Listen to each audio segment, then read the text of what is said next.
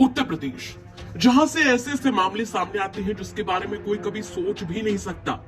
ताजा मामला उत्तर प्रदेश के ही बिजनौर का है, जिसके बारे में जो भी सुन रहा है वो सीधे अपना माथा ही पीट ले रहा है। बात ही ऐसी है, एक पति के आरोप ही ऐसे हैं। बिजनौर के रहने वाले चांद थाने पहुंचे फरियाद लेकर अपनी पत्नी के खिलाफ, जिन्होंने जब अपनी पत्नी पर आरोप लगाया तो मानो पुलिस के भी होश उड़ गए।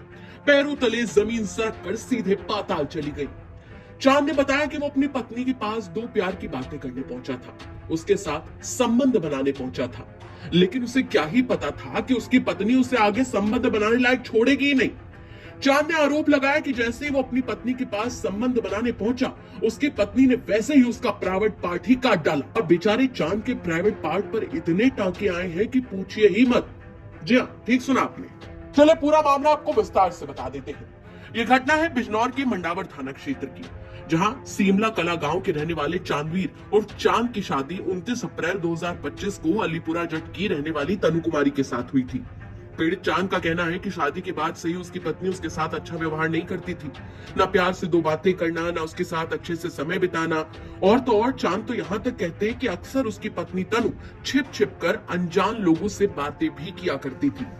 20 अगस्त 2025 की शाम 6 बजे चांद को अपनी बीवी पर प्यार उमड़ा, जिसके चलते वो अपनी बीवी के साथ संबंध बनाने के लिए पहुंचा।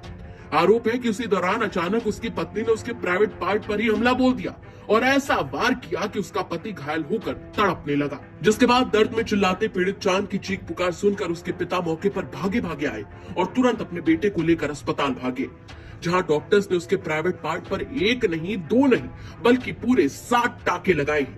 जिसके बाद पीड़ित चांदवीर थाने पहुंचा और इंसाफ की गुहार लगाते हुए अपनी पत्नी के खिलाफ कानूनी कार्रवाई की मांग उठाई है। पीड़ित ने पुलिस से यह भी कहा कि ऐसा भी हो सकता है कि आने वाले समय में उसकी पत्नी उसके खिलाफ झूठी रिपोर्ट ही दर्ज करा दे। फिलहाल पुलिस ने मामले में एफआईआर दर्ज कर ली है और जांच में जुट गई है। लेकिन ऐसा खौफनाक कांड इस वक्त पूरे इलाके में चर्चा का विषय बना हुआ है।